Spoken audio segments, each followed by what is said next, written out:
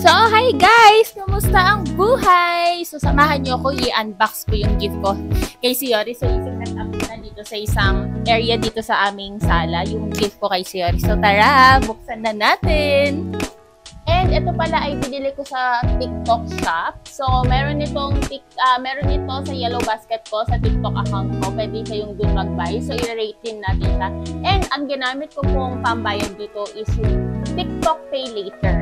So, meron siyang pwede siyang 1 month to pay, 2 months to pay, 6 months to pay, and 12 months to pay.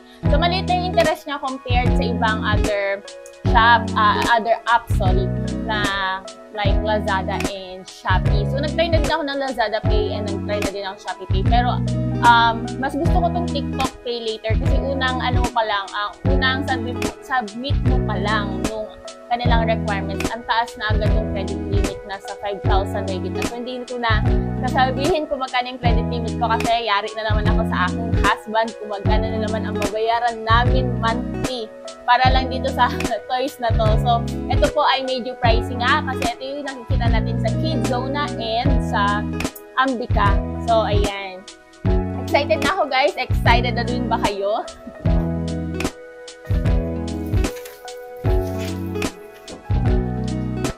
Laki. Yeah, ang bigat.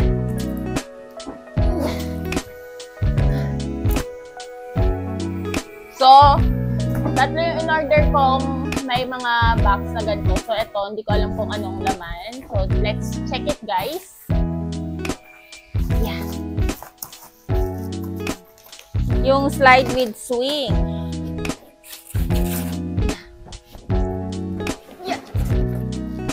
Sarian pa ako niyan, ha?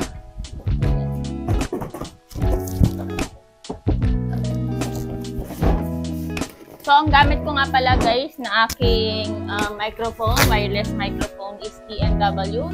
And yung gamit ko dyan na tripod is from Gimbal Pro, TNW din. And may gamit ako na, what do you call that? Panel light. It's 26 inches panel light na mayroon parang nakalimutan ko na yung watch ko. Pero maganda din yan. And binili ko lang din yan from TikTok shop. Yeah. Ayan. Alam mo, nakaka-excite kapag nag-unbox ka. Pero kapag kaligpitan na, parang ayaw mo na. Gusto ko lang i-share pala sa inyo guys na wow!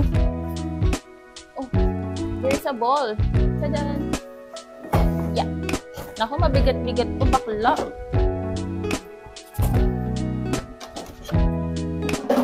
So, yun na nga. Ang story time ko is, nung buntis ako, sabi ko, ayoko ng laruan. Kasi ayoko nang makalat sa bahay.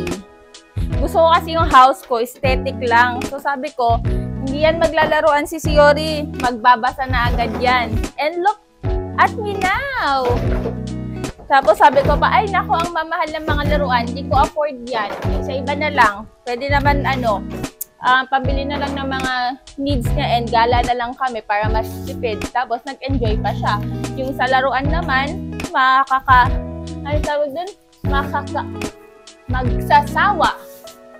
magsasawa siya agad dyan. So, tingnan niyo ako ngayon, gumagastos na. Naka-loan pa. Installment pa. Yan. So, paano natin ito bubuuin? So, ang ginawa ko, para meron siyang mini Kidzona or mini Ambika dito. So, dahil malaki naman yung spacious ng aming house. And, kaya itong sala is, ito na, para sa kanya na to. Sige na. Dapat ito kasi, yung sala is pang live selling ko, ganun. Pero dahil 1-year-old na si Siyori, tsaka before kasi, nung months pa lang siya, 6 months pa lang siya, ganun. Is hindi naman siya masyadong nag-enjoy pa sa mga toys. And parang lately, nung umaalis na kami, parang marunong na siya pumili ng toys. Tapos nandun na siya sa point na hindi niya na binibitawan. Kita nyo to? Itik na yan. So, i-off ko muna yan. Balikan ko kayo pag na-assemble ko na. Oh my God. Teka, bibili muna ako ng aking coffee.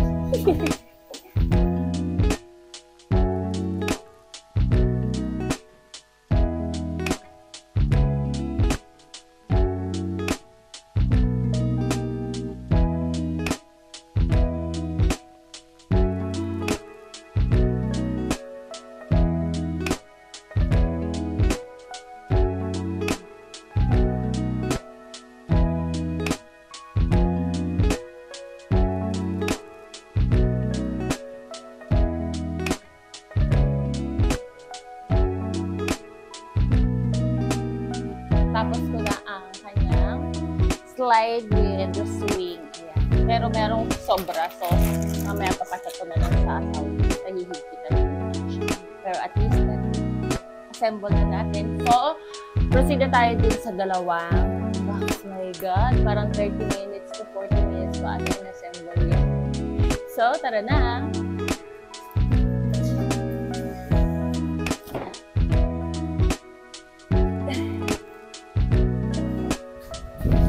Ito na. Another assemble tayo nito. Bigat din ito ha. Ito wooden to eh. Mas mabigat to yan kasi plastic yan. So ito wooden to. Mas mabigat. Ano mas madaling i-assemble.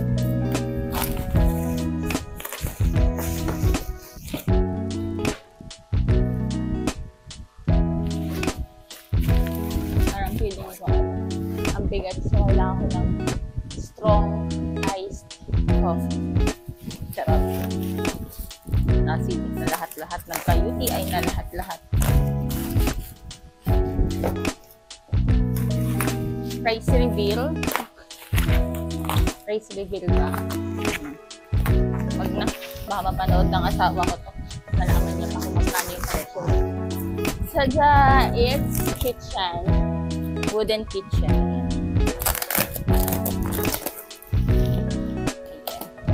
So, ito ay from Japan. Pero may seller na dito sa Pinas. Ay, ang bigat po. Ay, sorry. Yeah. Feeling ko ako yung maglalaro nito. Pero kahit na totoong nagluluto-luto ka na, pero parang ang sarap balik. Yeah. So, ito naman ay medical. Ito plastic to. Ito wooden. So, medyo parang 1,000 lang yung difference. Ay, hindi. Oo, 1,000 mahigit yung difference nila. Ito parang sa bagay, skip lang to nung husband ko. Hindi niya mapanoorin to. Parang ano to? 1,800, gano'n. Basta ito nasa 3,700, almost 4,000. Tapos ito 2,000, 6,000. Tapos ito ay parang nasa 1,800 din or 1,675. I don't know. Basta, i-yellow basket ko to guys. Doon kayo bumili. Para legit ha. Para hindi kayo nai-scam. Doon kayo sa mura. Pero pagkadating sa inyo, may mga damages, di ba? Tapos ito naman ay na-order ko siya. Within parang pagka-order place ko, nag-update agad si seller na nakapack ko tapos ready to ship na nga. So, si courier na lang yung inaantay nila. So, ito muna yung ating i-unbox, tong medical set na to. Kasi ito yung plastic.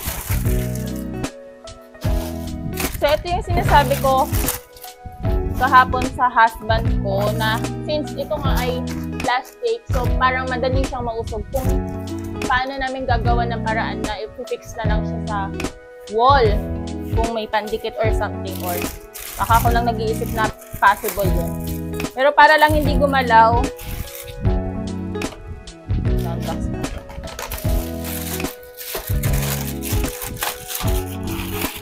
nahirapan ako mag-unboxing dito ha. Kapag kayo nanood sa vlog kong to, tapos sa iba kayo nag-add to cart, ibang yellow basket talaga ha. Hinday, bahala kayo, may scam. Yan yung mga, ito yung pagtapos nito, ayoko na ito eh. Ito yung mga ligpitan na. Dami na namang, puno na naman yung basuran ko. Pero ako kasi guys, parang tinatabi ko na yung mga ganito-ganito para after ilang years, pwede ko na siya mabenta pa, ganun. Or pag nagsawa na si Siori, or pag nainis ako, ang kalat-kalat, ganyan. Benta na yan. Ay, mag-x-ray ata siya. Yan, medical niya. So, tawag doon, susukatin ko din to para makita nyo yung kung gaano siya kataas. So, guys, i-assemble ko ulit muna to and I will be right back. So, ayun, another 30 minutes sa maliit na medical na yan. 30 minutes kung in-assemble yan, guys. Kasi, unlike dun sa isa, yung slide with swing, plastic siya, pero di tornilyo siya. So, mas madali siya. Ito kasi, plastic siya, hindi siya di tornilyo. So, isasalpak mo na lang talaga siya. So, once nagkamali ka ng pagsalpak, tapos pinix mo na siya, mahirap na siya uling tanggalin or i-assemble uli. So, pwede kasing mas bali yung mga plastic niya. So, hindi mo na siya ma-assemble kapag ka nabali na. So, anyway, guys, ang ganda din ito kasi tumutunog siya. Tapos, 3-in-1 pala yan. Kasi akala ko, pang-obigay lang siya. Hindi pala. Meron kasi siyang pang-ultrasound. So, obigay din siya. Meron din siyang pang-x-ray ng mga kamay-kamay and then ng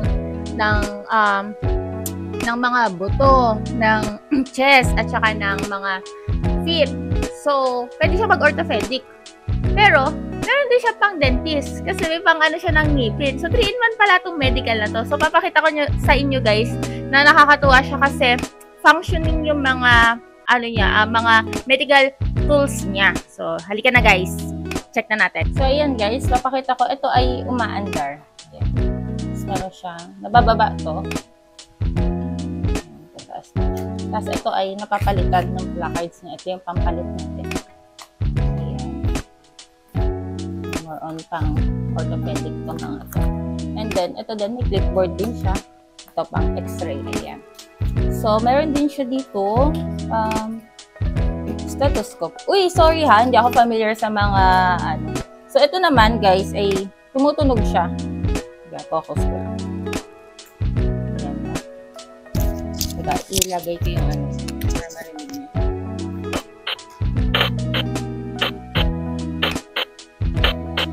So, para siyang may heartbeat, guys.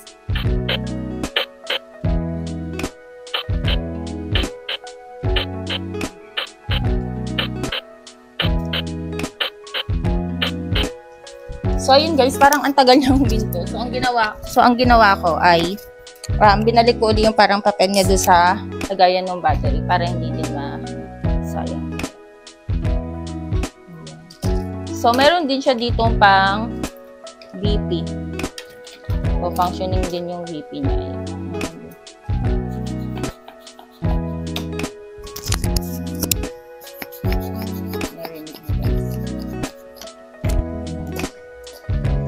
Tapos, itong kanyang pang ngipin. Tapos, ito naman, flashlight. Yan. Ilaw din. And, ito ang kanyang pang ultrasound. O yung, ilaw din. Ay, Pokemon Blue. Tapos, ito kanyang thermometer. Ayan, napapalitan yan guys. Mamili ka kung anong gusto mong, tawag doon. Body temperature mo, 37, 35.5, 37, 39.5, ayan. 39, tapos tumutunog siya.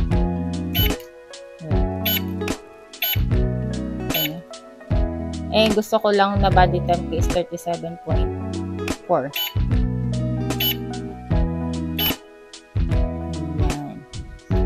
Bubuksan din yan.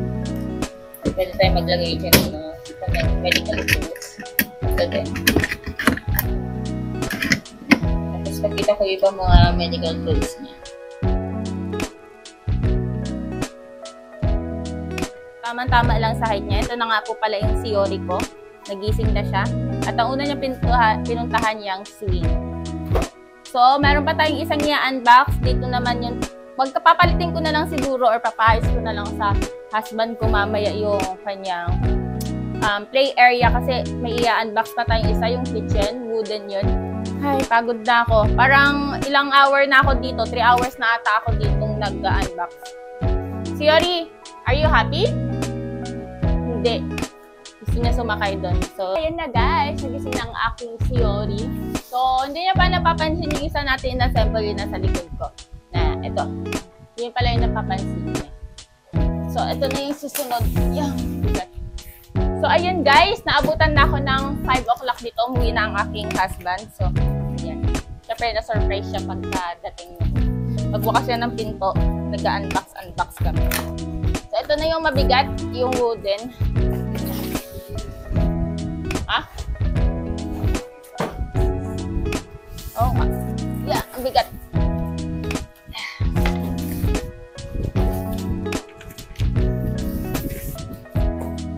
So, pakonti-konti yan maaano natin.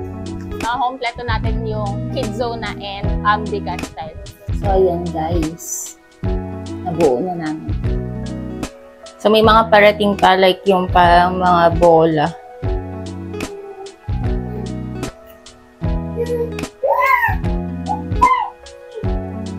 Hindi man lang niya pinansin, no? Bastos talaga. So, ayun na guys. Natapos na ang aming unboxing. So, wait tayo sa susunod ko pang order. Look at si Yori. Hi! Ganyan pa mag-slide.